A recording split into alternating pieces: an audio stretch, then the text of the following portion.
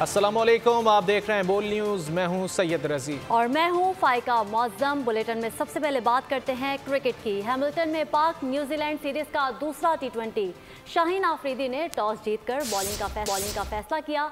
कौमी टीम में कोई तब्दीली नहीं की गई। कीवी बल्लेबाजों ने इब्तिदा से ही जारहाना अंदाज अपनाया। फिन एलन ने 4 छक्कों और 5 चौकों के जरिए 25 गेंदों पर सेंचुरी बनाई। हैमिल्टन में पाक न्यूजीलैंड मैच का इस वक्त सिलसिला जारी है। शाहीन आफरीदी ने टॉस जीतकर फील्डिंग का फैसला करते हुए कहा कि इस बार गुज़िश्ता मैच की गलतियां नहीं दोहराएंगे, जबकि केन विलियमसन सीरीज़ में बढ़तरी मजबूत करने के लिए पुरुम्मीद नजर आए। बढ़ेंगे दीगर खबरों की जानिब। पाकिस्तान तहरीक इंसाफ बल्ले के निशान से महरूम। पेशावर हाई कोर्ट का फैसला कलअदम करार। सुप्रीम कोर्ट ने इलेक्शन कमीशन की अपील मंजूर कर ली। PTI शफाफ इंट्रा पार्टी इलेक्शन कराने में नाकाम रही। इलेक्शन कमीशन ने जून 2022 तक का वक्त दिया। तहरीक इंसाफ ने 2 दिसंबर को इंट्रा पार्टी इलेक्शन कराए। इलेक्शन कमीशन को कई शिकायत मौसूल हुई। कमीशन ने 22 दिसंबर को इंतखाबी अमल आइन से मुतसादिम करार दिया। PTI को इंट्रा पार्टी इलेक्शन के लिए 2021 से कहा जा रहा था। दीगर जमातों को भी नोटिस जारी हुए। ये नहीं कहा जा सकता कि कमीशन सिर्फ PTI को टारगेट कर रहा है। बड़े केस का बड़ा फैसला चीफ जस्टिस ऑफ पाकिस्तान ने सुनाया। इलेक्शन कमीशन की अपील मंजूर। तहरीक इंसाफ से बल्ला छिन गया। सुप्रीम कोर्ट ने पेशावर हाई कोर्ट के फैसले को कलअदम करार दिया। बल्ले का इंतखाबी निशान न देने का इलेक्शन कमीशन का फैसला दुरुस्त करार। PTI इंतखाबी निशान और इंट्रा पार्टी इलेक्शन केस का तहरीरी हुक्मनामा जारी। चीफ जस्टिस काजी फायज ईसा ने 5 सफ़हात पर मुश्तमिल तहरीरी हुक्मनामा जारी किया। तहरीरी हुक्मनामे में कहा गया कि PTI शफाफ इंट्रा पार्टी इलेक्शन कराने में नाकाम रही। PTI ने इलेक्शन कमीशन को नहीं बताया कि इंट्रा पार्टी इलेक्शन कहां करा रहे हैं। PTI ने बज़ाहिर कोई शवाहिद नहीं दिखाए। एक सर्टिफिकेट से ये साबित नहीं होता कि इंट्रा पार्टी इंतखाबात कराए गए हैं। PTI ने इलेक्शन कमीशन पर इम्तियाजी सलूक का इल्जाम लगाया। इलेक्शन कमीशन की आईनी जिम्मेदारी है कि सियासी जमातों के इंतखाबात यकीनी बनाए। पेशावर हाई कोर्ट से इत्तफाक नहीं करते। इलेक्शन कमीशन के पास इंट्रा पार्टी इलेक्शन देखने का इख्तियार नहीं है। फैसले में कहा गया PTI के 14 अरकान ने इंट्रा पार्टी इलेक्शन को चैलेंज किया। उनको कहा गया कि वो पार्टी के रुकन नहीं, मगर उन्होंने अपनी जमात के साथ पुरानी वाबस्तगी साबित की। PTI 14 अरकान की पार्टी से निकाले जाने के सबूत पेश न कर सकी। इलेक्शन एक्ट के मुताबिक जमात के हर रुकन को पार्टी इलेक्शन में यकसा मौका मिलना चाहिए। सुप्रीम कोर्ट ने कहा पेशावर हाई कोर्ट का फैसला कलअदम और इलेक्शन कमीशन का 22 दिसंबर 2023 का फैसला बरकरार रखा जाता है। पाकिस्तान जमहूरियत से वजूद में आया। जमहूरियत की बुनियाद वोट है। मुल्क में आमरीत नहीं चल सकती। तहरीक इंसाफ ने सुप्रीम कोर्ट का फैसला मायूस कुन करार दे दिया। बैरिस्टर गौहर का नजरसानी अपील दायर करने का ऐलान। कहा आज़ाद हैसियत में इलेक्शन लड़ेंगे। सुप्रीम कोर्ट के मुतनाज़ा फैसलों में आज नए बाब का इजाफा हुआ। इंसाफ होता हुआ नजर भी आना चाहिए, लेकिन आज ऐसा नहीं हुआ। बल्ला रहे ना रहे, अवाम बानी PTI की आवाज़ पर वोट देंगे। अली जफर ने कहा तारीख ही अब इस फैसले पर फैसला करेगी। स्ट्रैटेजी हमने बना ली थी, फिक्र की बात नहीं, हमने तैयारी की हुई है। सुप्रीम कोर्ट के आज के फैसले से बहुत मायूसी हुई है। इंशाल्लाह इस फैसले के खिलाफ हम रिव्यू करेंगे और इंशाल्लाह ताला ये फैसला at the end of the day बहाल नहीं रहेगा। हमारे सारे कैंडिडेट जो है वो इंडिपेंडेंट इलेक्शन लड़ेंगे। आज के फैसले से सुप्रीम कोर्ट के गैर मकबूल और मुतनाज़ा फैसलों में एक नए बाब का इजाफा हुआ है। इंसाफ होता हुआ नजर आना चाहिए। बल्ला रहे न रहे, इंशाल्लाह ताला पाकिस्तान की अवाम की आवाज़ पे वोट देंगे। अब मेरा ख्याल है वक्त आ गया है कि इस फैसले पे तो बहुत बात होगी और यकीनी तौर पे तारीख इस फैसले पे फैसला करेगी। PTI के जो कैंडिडेट्स हैं वो अब आज़ाद उम्मीदवार के तौर पे इलेक्शन लड़ेंगे। उनके लिए स्ट्रैटेजी वो हमने बनाई हुई है। पहले से हमें अंदाज़ा हो गया था कुछ दिनों से कि ये फ़ैसला क्या होगा। उसके लिए तैयारी पूरी है और इंशाल्लाह कोई फिक्र की बात नहीं है। अकबर एस बाबर ने सुप्रीम कोर्ट का फैसला तारीखी करार दे दिया। मीडिया से गुफ्तगू में कहा फैसला जमहूरियत के लिए एक नई समत का तयन होगा। अपने मौक़िफ़ के लिए तवील जद्दोजहद की तफसीली फैसले से इंट्रा पार्टी इलेक्शन की अहमियत सामने आएगी। तमाम सियासी जमातों को इस अमल में शामिल होना होगा। तहरीक इंसाफ को एक रोल मॉडल बनना होगा। आज उसकी तरफ एक कदम है। फैसले ने उस मौक़िफ़ की तजदीद की है और हमें पूरा यकीन है कि जब वो तफसीली फ़ैसला आएगा उससे पाकिस्तान की जो सियासत है उसमें इंट्रा पार्टी इलेक्शंस की जो अहमियत है वो भी सामने आएगी। और ये अमल जो है अब यहाँ रुकेगा नहीं, ये जमहूरी अमल जो है ये मज़ीद आगे बढ़ेगा, मज़ीद इसमें तवाना होगा और ये तमाम सियासी जमातों को इस अमल में शामिल होना पड़ेगा। तो इस लिहाज से हम समझते हैं कि हम अल्लाह ताला के शुक्रगुज़ार हैं कि ये एक बहुत बड़ी कामयाबी है। हम समझते हैं कि पाकिस्तान तहरीक इंसाफ को एक रोल मॉडल बनना था, आज हमने उसकी तरफ एक अमली कदम उठाया है। पीपी का चीफ इलेक्शन कमिश्नर को खत, निशानात के अलॉटमेंट पर तहफ़्फ़ुज़ात का इजहार। पीपी के उम्मीदवार को आज़ाद उम्मीदवारों के निशानात अलॉट करने का इंकशाफ। पीपल्स पार्टी के मोहम्मद फैयाज़ भट्टी पीपी 163 पंजाब से उम्मीदवार हैं। मोहम्मद फैयाज़ ने 12 जनवरी को अपना पार्टी टिकट रिटर्निंग अफसर को जमा कराया। मोहम्मद फैयाज़ को तीर की बजाय आज़ाद उम्मीदवार का कैटल का निशान अलॉट किया गया। ख़त में कहा गया है कि हमें खदशा है कि ये पीपल्स पार्टी के उम्मीदवार को कमज़ोर करने की दानिस्ता कोशिश हो सकती है।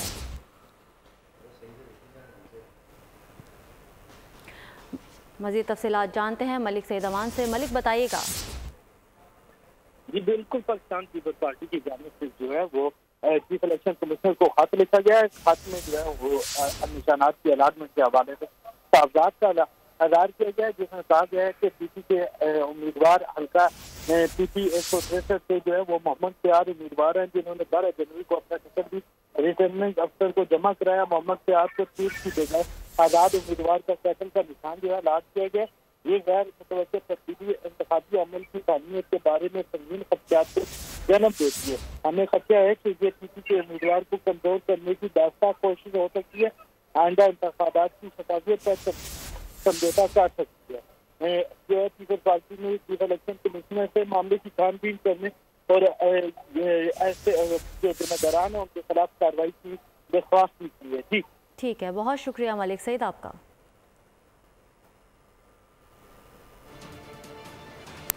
इस्लामाबाद में बैरिस्टर गौहर के घर पर छापे की तहकीकात में पेशरफ्त। SHO मारगला समेत 5 पुलिस अफसरान मुअत्तल।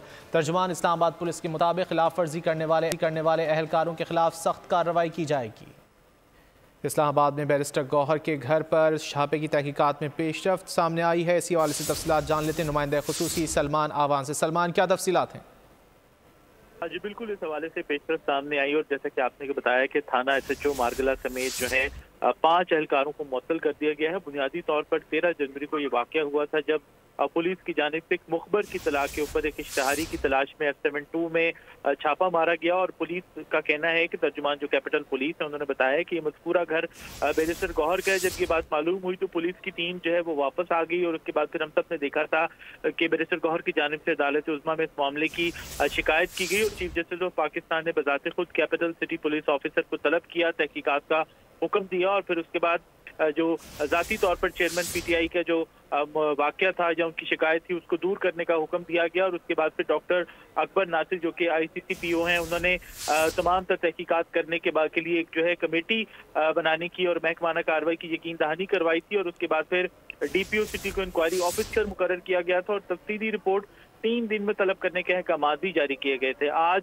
जो इब्तदाई तौर पर चीज सामने आई है उसके मुताबिक 5 पुलिस ऑफिसर्स को, जिसके अंदर SHO मारगला भी शामिल हैं, उनको ताहुक्म सानी मुअत्तल कर दिया गया है और पुलिस का कहना है कि मजीद इंक्वायरी की जा रही है और कानून की खिलाफ वर्जी करने वाले एहलकारों के खिलाफ सख्त कार्रवाई जो है वो भी की जाएगी। और इसके साथ ही ये भी कहा गया है कि अगर कोई गैर मामूली सरगर्मी उसकी, जैसा कि कहा जा रहा है कि पुलिस वहां पहुंची और उनके घर पे छापा मारा गया, तो पुलिस का कहना है कि अगर इस किस्म की कोई भी एक्टिविटीज आप देखते हैं तो तमाम शहरी जो है वो 15 के ऊपर जो है वो इत्तला दे सकते हैं। तो ये है अब तक की पेशरफ, जिसके मुताबिक की जो छापा मारने की कार्रवाई थी जो कि बकौल पुलिस के एक मुखबर की तला पर की गई थी, तो इसके अंदर मुलविस 5 एहलकारों को मुअत्तल कर दिया गया है, जिसके अंदर SHO थाना मारगला भी शामिल है। जी, SHO मारगला समेत 5 पुलिस अफसरान को मुअत्तल कर दिया गया है। पुलिस की जानिब से मजीद तहकीकात का सिलसिला भी जारी है। सलमान, बहुत शुक्रिया इन तफसीलात के लिए। PTI से बल्ले का निशान वापस लेने के बाद उम्मीदवारों को मुख्तलिफ निशानात अलॉट कर दिए गए। बैरिस्टर गौहर को चैनक मिली, दीगर के हिस्से में रोलर कोस्टर, प्याला, विकेट, टेनिस रैकेट आए। उम्मीदवार प्रेशर कुकर, तेल का चूल्हा, ईंट, सब्ज मिर्च, फ्राई पैन, खुस्सा और जबान के निशान पर इंतखाबी मुहिम चलाएंगे। किसी के हिस्से में आई विकेट, रैकेट, चैनक, किसी को फ्राई पैन, चिमटा थमा दिया गया। कोई बकरी तो कोई फूल गोभी के साथ इलेक्शन के मैदान में उतरेगा। पीटीआई उम्मीदवारों को मुख्तलिफ निशानात अलॉट कर दिए गए। बैरिस्टर गौहर चैनक के साथ इंतखाबी मुहिम चलाएंगे। सलमान अकरम राजा रैकेट, जमशेद दस्ती को हारमोनियम दिया गया। शोएब शाहीन को फाख्ता, शहरियार आफरीदी को बोतल के निशान पर इलेक्शन लड़ना होगा। शानदाना गुलजार को प्याला और मेहरबानो कुरैशी चिमटा लेकर मैदान में उतरेंगी। अजहर सिद्दीक को मेडल, जबकि लतीफ खोसा को अल्फाबेट के का इंतखाबी निशान अलॉट। बैरिस्टर शेर अफजल खान को सारस का निशान जारी कर दिया गया। अली मोहम्मद खान का निशान होगा डॉल्फिन। जैन कुरैशी के हिस्से में जूते आए। आलिया हमजा मलिक को डायस, सनाउल्लाह खान मस्ती खेल को लेटर बॉक्स से निशान दिया गया। परवेज इलाही की अहलिया कैसर इलाही फ्रिज के निशान पर इलेक्शन लड़ेंगी। आमिर डोगर का इंतखाबी निशान क्लॉक, इरफानुल्लाह खान न्याजी का घड़ियाल होगा। महर रियाज फतियाना को कुर्सी और आशफा रियाज फतियाना को प्याले का निशान अलॉट किया गया है। आम इंतखाबात 2024 के लिए सियासी जमातों ने अपने पत्ते शो कर दिए। मुस्लिम लीग नून, पीपल्स पार्टी और तहरीक इंसाफ समेत तमाम जमातों ने अपने इंतखाबी उम्मीदवारों का ऐलान कर दिया। कौन कहां से इलेक्शन लड़ रहा है, मजीद तफसीलात जान लेते हैं फहद चौधरी की रिपोर्ट में। अवाम का दिल जीतने की लगन, सियासी जमातों ने बड़े नाम मैदान में उतार दिए। मुस्लिम लीग नून की जानिब से कायद मियां नवाज शरीफ NA 15 मानसेरा और NA 130 लाहौर से मैदान में उतरेंगे। शहबाज शरीफ NA 132 कसूर और NA 123 लाहौर से इंतखाब लड़ेंगे। मरियम नवाज भी NA 119 लाहौर और PP 169 लाहौर से किस्मत आजमाएंगी। हमजा शहबाज को NA 118 लाहौर और PP 147 लाहौर से टिकट दिया गया है। अयाज सादिक NA 120 लाहौर, अता तारड़ NA 127 लाहौर, साद रफीक NA 122 से उम्मीदवार होंगे। राना सनाउल्लाह NA 100 फैसलाबाद, आबिद शेर अली NA 102 फैसलाबाद, एहसन इकबाल NA 76 और PP 54 नारोवाल से इलेक्शन लड़ेंगे। Chairman Peoples Party Bilawal Bhutto Zardari NA 194 Larkana, NA 196 कंबर शहदाद कोट, NA 127 लाहौर से इंतखाबी मैदान में उतरेंगे। साबिक सदर आसिफ अली जरदारी NA 207 शहीद बेनजीराबाद से इलेक्शन लड़ेंगे। यूसुफ रजा गिलानी NA 148 मुल्तान और राजा परवेज अशरफ NA 52 से उम्मीदवार हैं। पाकिस्तान तहरीक इंसाफ की जानिब से बैरिस्टर गौहर NA 10 बुनेर से इलेक्शन में हिस्सा लेंगे। आलिया हमजा NA 118 लाहौर, लतीफ खोसा NA 122 लाहौर और एडवोकेट सलमान अकरम राजा NA 128 लाहौर से मैदान में उतरेंगे। Mian Azhar NA 129 Lahore, doctor Yasmin Rashid NA 130 Lahore से इलेक्शन लड़ेंगी। हलीम आदिल शेख NA 232 कराची और NA 238 से उम्मीदवार हैं।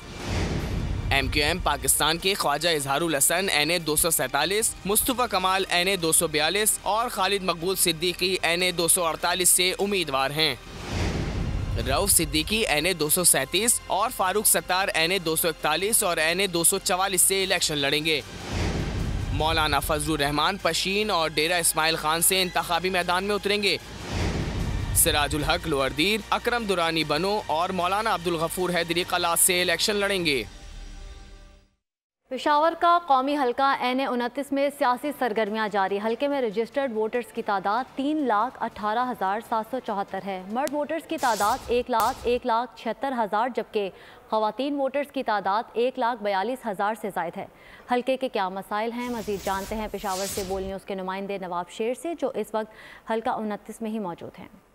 जी बिल्कुल, हम इस वक्त पेशावर के हल्का NA 29 में मौजूद है, जहां पर रजिस्टर वोटरों की तादाद 3,18,000 है, जिसमें मर्द वोटरों की तादाद 1,76,000 से ज़ायद है, जबकि ख़वातीन रजिस्टर वोटरों की तादाद 1,42,000 से ज़ायद है। इस इलाके की बुनियादी मसाइल क्या है, आइए इन्हीं के आवाम से जानते हैं। यहाँ पे सबसे बड़ा मसला जो है वो बिजली और गैस का है।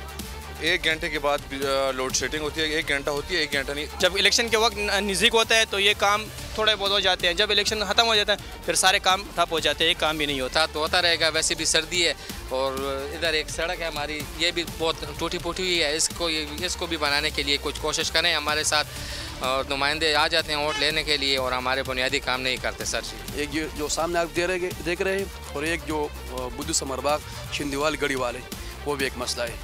यहाँ दरख्वास्त है सब जो हुक्मरान हैं सबसे दरख्वास्त है कि इंशाल्लाह इस पर गौर और फिक्र करें। इस इलाके, इस हल्के में जितने भी रोड्स और रास्ते हैं वो भी टूट फूट का शिकार है। जी, तैयारी के NA 212 में इलेक्शन की गहमा गहमी शुरू हो गई। इस हल्के में मसाइल के अंबार हैं। अस्पतालों में डॉक्टर्स और अद्वियात का फुकदान, RO प्लांट नाकारा, बदअमनी, तालीमी इदारों में फर्नीचर की कमी, सेहत के तमाम मराकज़ में सहूलियात का फुकदान है, सफाई के नाक़िस इंतजामात हैं। मज़ीद जान लेते हैं नुमाइंदा बोल न्यूज़ शाहिद शम्स मेमन से। जी बिल्कुल, यहाँ पर 15 सालों के अंदर जो काम नहीं हो पाए, अवामी इशूज़ क्या हैं, डिस्ट्रिक्ट भटियारी में, हला, सैदाबाद, उरलाल में क्या मसाइल हैं जो आवाम के हल नहीं हो पा रहे या नहीं हुए हैं। असल में मटियारी ज़िला जो है वो इस वक्त एक कौमी असम्बली और 2 सूबाई असम्बली पर मुश्तमिल है। यहाँ पर तकरीबन 8.5 लाख जो हैं रजिस्टर्ड लोग हैं, जबकि जो वोटर्स की तादाद है वो तकरीबन 4,17,000 है।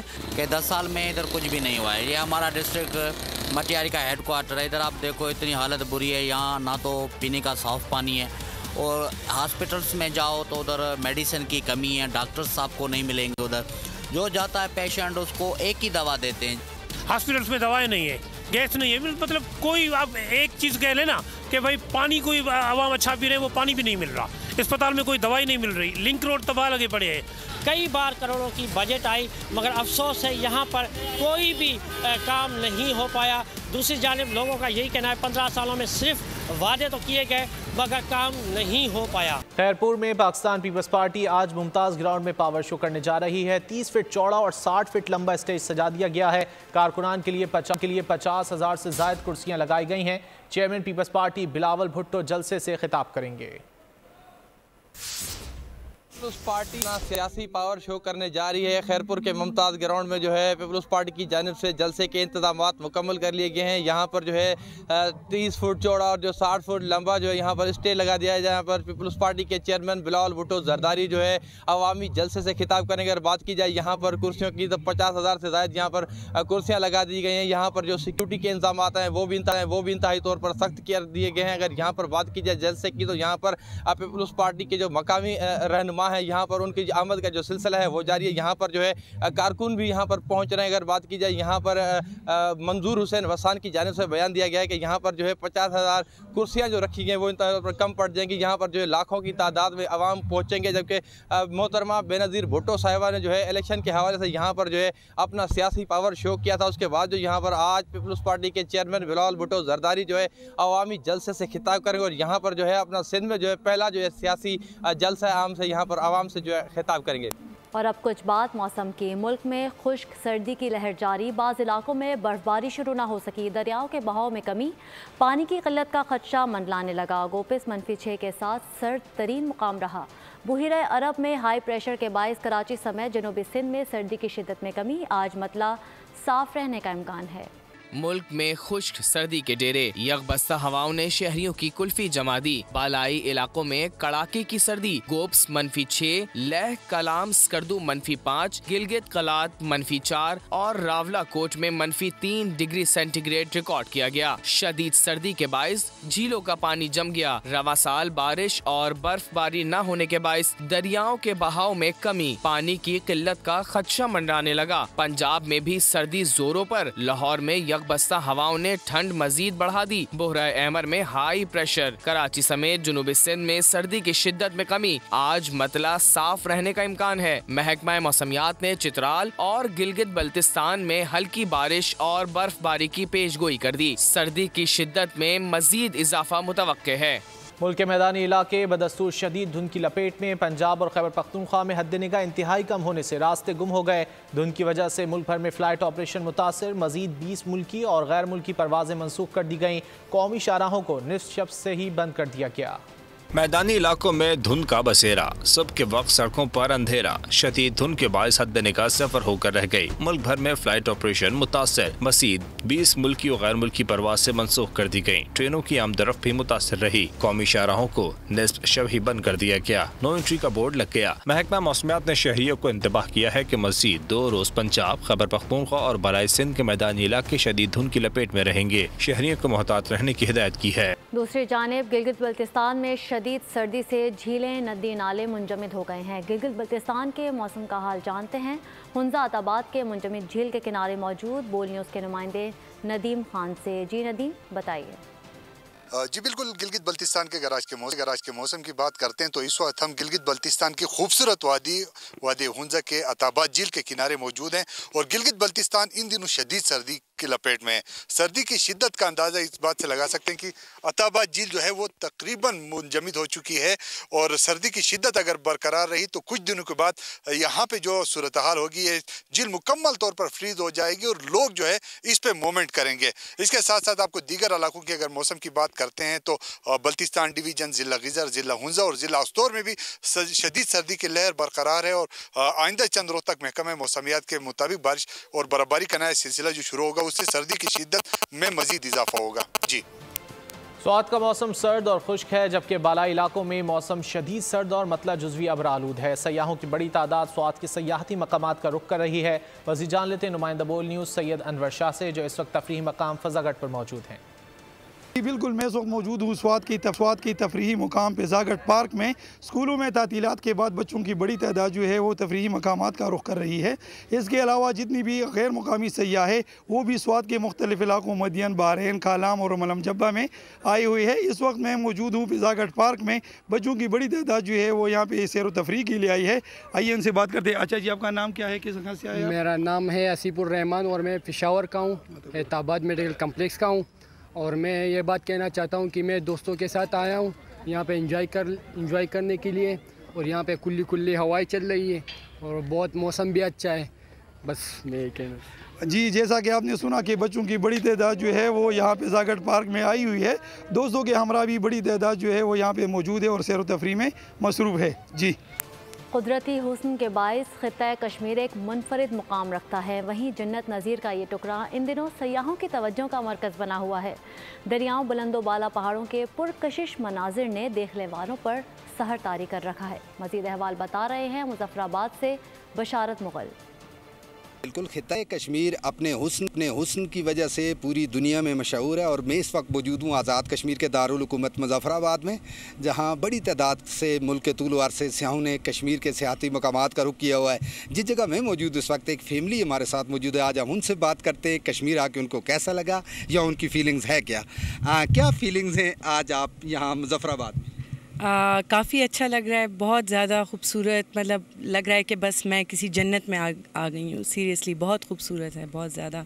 पानी, ये पहाड़, सब चीज़ें बिल्कुल, ये वाकई में कश्मीर जन्नत का एक टुकड़ा है। सही बात है। ये क्या फीलिंग्स है अपने बच्चों के साथ? हम जी पहली बार विज़िट कर रहे हैं कश्मीर और जो एक्सपेक्टेशंस थी उससे ज़्यादा ही है। यहाँ पर खूबसूरती और जो दरिया बह रहे हैं, ट्रैंक्विलिटी है यहाँ पर, पीस एंड काम है। इनका यही कहना है कि हुकूमत वक्त को चाहिए कि यहाँ मज़ीद इंतज़ामात करे जिससे न सिर्फ सियाहों की बड़ी तादाद यहाँ मूव करेगी बल्कि मुकामी जो लोग हैं उनके रोज़गार में भी इजाफा होगा। उधर शेखुपुरा में सर्दी की शिद्दत में इजाफे के साथ ही जहां शहरियों के मामूलात ज़िंदगी बुरी तरह मुतासर हो रहे हैं, वहीं पर शहरी खुसूसन छोटे बच्चे नमूनिया जैसी ख़तरनाक बीमारी का शिकार होते हुए नजर आ रहे हैं। रोज़ाना की बुनियाद पर बड़ी तादाद में बच्चे नमूनिया का शिकार हो रहे हैं। मज़ीद जान लेते हैं नुमाइंदा बोल न्यूज़ मुस्तफ़ा खान से। सर्दी में शिद्दत में इजाफे के साथ जहाँ पे मामूलात ज़िंदगी मुतासर होकर रह गए हैं वहाँ पर नन्हे फूल जो है नमूनिया जैसी बीमारी में मुब्तला हो रहे हैं। मैं मौजूद हूँ शेखुपुरा के चिल्ड्रन हॉस्पिटल में, जहाँ पर मैं इस time AMS doctor Usama Khan भी मौजूद है। ये इनसे जानते हैं कि क्या तदाबीर इख्तियार की जा सकती हैं और कैसे यहाँ पे बच्चों को ट्रीट किया जा रहा है। जी सर, बताइएगा। जी, इसमें सबसे पहले तो ये कि हमारे पास एक्सपर्ट डॉक्टर्स हैं जो बच्चों की तशखीस इमरजेंसी में और OPD में करते हैं, जिससे नमूनिया की तशखीस में आसानी होती है। और इसमें एहतियाती तदाबीर में ये है कि ज़्यादा रशी एरियाज़ में बच्चों को नहीं लेके जाएं। हस्पतालों में जो तंदुरुस्त बच्चे हैं उनको ना लेके आया जाए और विटामिन A, D और E से भरपूर ग़िज़ा बच्चों को दी जाए। और बुखार या खांसी की सूरत में घरेलू टोटकों की बजाय कोशिश करें कि मुस्तनद डॉक्टर से अपना इलाज करवाएं या चेकअप करवाएं। जी बिल्कुल, उनका यही कहना था कि मुस्तनद डॉक्टर से जो है वो उनके पास बच्चों को लेके आया जाए, एहतियाती तदाबीर पे अमल करके ऐसी मोहलक बीमारी से बचा जा सकता है। गजा के हवाले से अपडेट करें आपको। गजा जंग के 100 रोज़ मुकम्मल। गजा के रिहायशी इलाकों पर इसराइली हमले जारी हैं। गुज़िश्ता 24 घंटों में सेहूनी फ़ौज की बमबारी से मज़ीद 135 से ज़ायद फ़लस्तीनी शहीद और 312 अफराद ज़ख्मी हो गए। 7 अक्टूबर से अब तक गजा में इसराइली हमलों से शहीद फ़लस्तीनियों की तादाद 23,910 से मुतजावज़ हो चुकी है, जबकि 59,410 से ज़ायद अफराद ज़ख्मी हो गए हैं। गजा जंगबंदी को 100 रोज मुकम्मल हो गए। इसराइली जारिहत न रुकी, मजीद 135 फलस्तीनी शहीद। अरब मीडिया के मुताबिक रफा क्रॉसिंग के करीब घर पर इसराइली हमले में भी 2 साला बच्ची समेत 14 फलस्तीनी शहीद हुए। गजा में अल-अक्सा अस्पताल के करीब धमाकों और शदीद झड़पों की इत्तलात मौसूल हुई हैं। अल-अक्सा अस्पताल में ईंधन खत्म हो गया। गजा में सिर्फ 6 एम्बुलेंसेज काबिल इस्तेमाल रह गयी। इंटरनेट और टेलीकॉम सर्विसेज भी एक बार फिर मुअत्तल कर दी गयी हैं। मकबूजा मगरिबी किनारे में भी 3 फलस्तीनी नौजवानों को शहीद कर दिया गया, जिन्हें शहर में इसराइली बिल्डोजर्स दाखिल हो गए। मकबूजा मगरिबी किनारे में सेहूनी अफवाज और शिद्दत पसंद यहूदी आबादकारों के हाथों शहीद फलस्तीनियों की तादाद 340 से तजावुज कर चुकी है, जबकि 3,949 अफराद जख्मी हुए हैं। अक़वाम मुत्तहिदा के ज़ेली इदारे UN office for the coordination of humanitarian affairs के सरबरा ने इसराइली हमलों और जबरी बेदखलियों के नतीजे में बेघर फलस्तीनियों के लिए मसावी पनाह गुज़ीन कैंप में खैमों, ग़िज़ा, पानी और अद्वियात की फराहमी को नाकाफी करार दे दिया। उन्होंने कहा कि बेघर फलस्तीनियों को इस वक्त इंसानी इमदाद की शदीद जरूरत है। सहाफ़ियों की आलमी तंजीम committee to protect journalist CPJI ने भी गजा जंग के 100वें दिन में दाखिल होने पर इसराइली फौज की जानिब से सहाफ़ियों का कत्लेआम रोकने का अपना मुतालबा दोहराया है।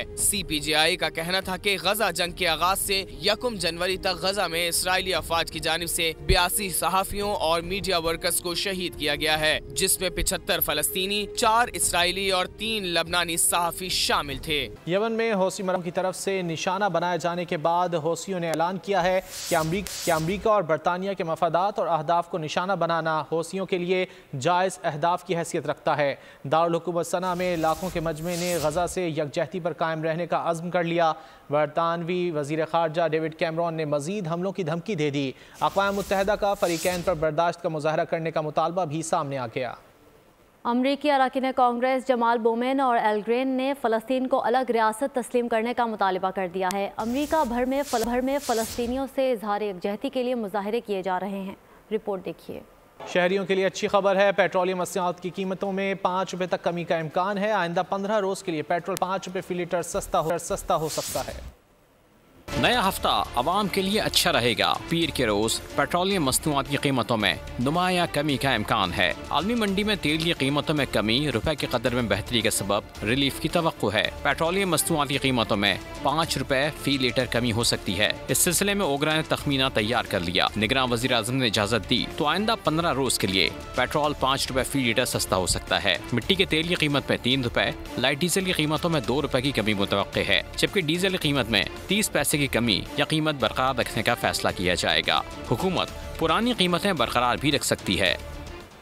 मुल्क में महंगाई का राज बरकरार है। इस्लामाबाद के इतवार बाज़ारों में भी अशिया ज़रूरियात महंगे दामों में फ़रोख्त हो रही हैं। इतवार बाज़ारों में प्याज सबसे ज़्यादा महंगे 225 रुपये फ़ी किलो, टमाटर 136, आलू 63 रुपये फ़ी किलो, लहसुन 520 और अदरक 556 में फ़रोख्त किए जा रहे हैं। मज़ीद तफसीलात बता रही हैं मापारा ज़मान। आज बिल्कुल इस वक्त मैं मौजूद हूँ इस्लामाबाद के एतवार बाज़ार में, जिसे सस्ता बाज़ार कहा जाता है। इस सस्ते बाज़ार में कोई भी चीज़ सस्ती फ़रोख्त नहीं हो रही। सरकारी अदादो शुमार के मुताबिक जो प्याज की कीमत है उसमें सबसे ज़्यादा इजाफा हुआ है। गुज़श्ता अगर एतवार की हम बात करें तो प्याज की जो कीमत थी वो 200 रुपये थी और आज जो है वो 220 हो चुकी है। दिन ब दिन प्याज की कीमत में इजाफा होता जा रहा है। इसकी वजूहात क्या हैं, आइए इन्हीं से जानते हैं। जी अस्सलाम वालेकुम जी। प्याज वजह ये है महंगा होने की कि सिंध की साल पैदावार बहुत कम है, इस वजह से महंगे। और बाहर से आ रहा है प्याज, काबल से आ रहा है, ईरान से आ रहा है, उस पर टैक्सेस ज़्यादा लिए जा रहे हैं, इस वजह से प्याज महंगा है। आज बिल्कुल दुकानदार जो हैं उनका कहना है कि सिंध में इसकी पैदावार में कमी हुई है, जिसके बायस मार्केट में ये कम तादाद में आ रहा है और इसकी कीमत में इजाफा हो रहा है। आवाम का कहना है कि जो सस्ता बाज़ार है उसमें भी कोई भी चीज़ सस्ती जो है वो फ़रोख्त नहीं हो रही। जी फैसलाबाद में फ़ी दर्जन अंडों की कीमत में 150 रुपये तक का इजाफा हो गया। 300 रुपये फ़ी दर्जन फरोख्त होने वाले अंडे अब 450 रुपये दर्जन में मिल रहे हैं। मज़ीद जान लेते हैं ब्यूरो हेड गुलाम दस्तगीर से। फैसलाबाद में सर्दी की शिद्दत जो है उसमें इजाफा देखने में आ रहा है तो हमने देखा है कि जो सर्दी की सौगातें हैं जैसे अंडे हैं उनकी मांग भी बढ़ जाती है, लेकिन यूँ ही इसकी मांग बढ़ी है तो उनके रेट्स जो हैं वो भी बढ़ गए हैं। अगर दाम की बात की जाए तो फ़ी दर्जन अंडा जो पहले 10 दिन पहले या एक हफ़्ता पहले 300 रुपये फ़ी दर्जन फ़रोख्त हो रहा था, अब उसके रेट्स जो हैं 440 तक पहुंच चुके हुए हैं। अंडों की तलब बढ़ी है तो हमने देखा रेट्स भी बढ़े हैं, तो मुश्किलात तो होती हैं कि अगर आपने जो सस्ती एक चीज़ ख़रीदनी है तो वो भी आपको महंगी मिल रही है। जी सर, इस तरह ही है कि अंडे की मैं डेली बाय डेली रेज आपको हो रहे हैं। लोगों के लिए मसले आ रहे हैं कि इसलिए कि ये वो ज़्यादा अंडे इस्तेमाल, हम हफ्ते में अगर 4 या 5 अगर अंडे इस्तेमाल करते हैं लोग, तो या एक दिन में जो फैमिली है वो यूज़ करती है 7-8 अंडे, वो अपने बच्चों के लिए फिर 2-4 ले जाते हैं। शहरियों का कहना है कि महंगाई की वजह से वो पहले ही परेशान हैं, लेकिन जो कम आमदनी वाले लोग हैं वो अंडे ही खरीद सकते हैं, लेकिन वो भी उनकी सकत से बाहर हो रहे हैं। जुर्म की दुनिया से आपको बताएं, कराची के इलाके औरंगी टाउन में डाकुओं ने घर में डकैती के दौरान बेटे के सामने गोली मारकर मां को कत्ल कर दिया। डाकुओं की फायरिंग से बेटा भी जख्मी हुआ।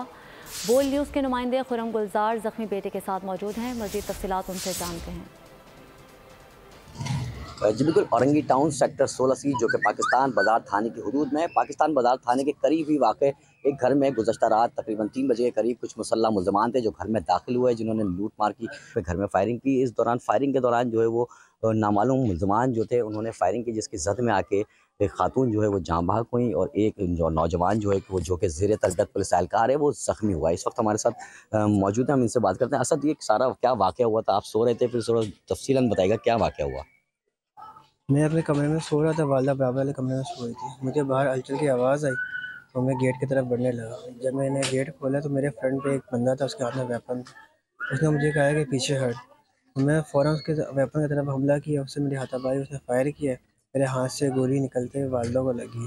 लूट मार नहीं हो सकी क्योंकि वो आया था लूटने के लिए। मैं फ़ौरन उसके सामने फ्रंट पर आ गया तो उससे मौका नहीं मिला किसी चीज़ का लूटने का।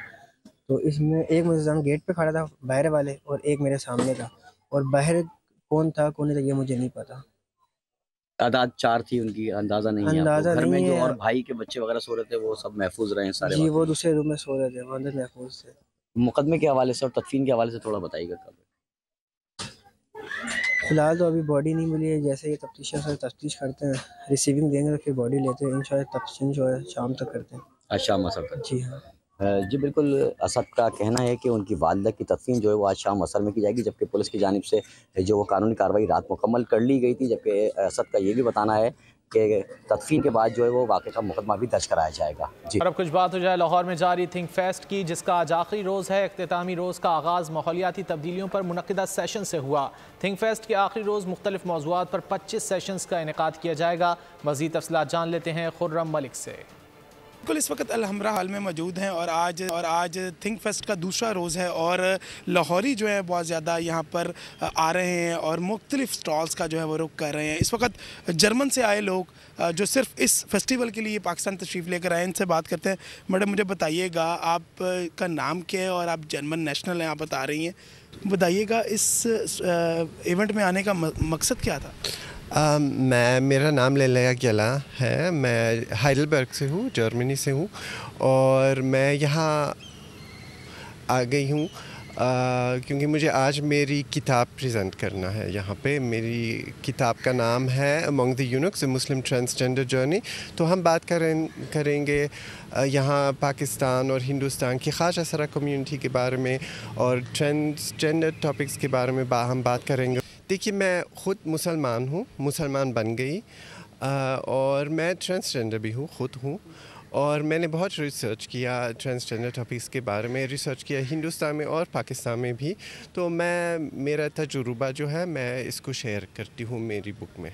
यहाँ पर जो बुक्स बाकायदा तौर पर रखी गई हैं, वो यहाँ पर जो लोग आ रहे हैं वो बुक्स को पढ़ के जो है वो ख़रीदारी भी कर रहे हैं और तमाम लोग जो है वो खुश हो रहे हैं कि यार इस तरह का फेस्टिवल जो है लाहौर में हो रहा है और ये हर साल जो है थिंक फेस्ट फेस्टिवल जो है मुनक्किद किया जाता है। जी। आगे बढ़े, आपको बताएं पाकिस्तान की समुद्री हुदूद में किसी भी नाखुशगवार वाक़े से निपटने के लिए जॉइंट मैरीटाइम इंफॉर्मेशन कोऑर्डिनेशन के ज़ेरे इंतज़ाम पाक बहरिया की पहली सी गार्ड मश्क का इनेकाद बुहीरा अरब में किया गया। British deputy high commission office Karachi में लेडीज़ फ्रंट की जानिब से माहौलियाती तब्दीलियों और उनमें ख़वातीन के किरदार के मौजू पर तकरीब का अहतमाम किया गया। शुरका ने माहौलियाती तब्दीलियों और उनमें ख़वातीन के किरदार पर रोशनी डाली। MD Pakistan stock exchange Farooq H Khan ने कहा कि माहौलियात से मुतालिक डेटा और पॉलिसी इंतहाई अहमियत की हामिल है। बरतानवी डिप्टी हाई कमिश्नर सारा मूनी ने कहा कि हुकूमत के साथ निजी शोबे को भी मिलकर माहौल की बेहतरी के लिए काम करना होगा। लेडीज़ फ्रंट की रूह रवां तारा अजरा दाऊद ने ख्यालात का इजहार करते हुए कहा कि लेडीज़ फ्रंट पाकिस्तानी ख़वातीन की तरक्की के साथ आलमी सतह पर उनकी नुमाइंदगी भी कर रहा है। Together, celebrating women and women's achievement and also women's role in sustainability, and more specifically how it aligns with the UNDP and the UN SDGs, Sustainable Development Goals, because that's something we're very committed to at Dawood Global Foundation, which of course is a priority for the UNDP, themed this past year as Climate Pele. So it's a really, really important thing to all the stakeholders here, and the corporates have come out because of their commitment. The women businesses have come out because of their commitment. So that's why we're here. I think the work of the Ladies Fund is a super initiative. I love the longevity. I love the way they've integrated themselves in the community. To have 200 women here today from across Sindh, entrepreneurs, to see the men here that are supporting them, to see the themes that are developing around sustainability and women's empowerment. This is actually so good for the future of Pakistan. News studio से fill वक्त इतना ही। किसी भी खबर की तफसील के लिए आप विजिट कर सकते हैं हमारी वेबसाइट bolnews.com। बाखबर रहने के लिए देखते रहिए बोल न्यूज़। सब्सक्राइब करें और बेल दबाएं ताकि कोई खबर रह न जाए।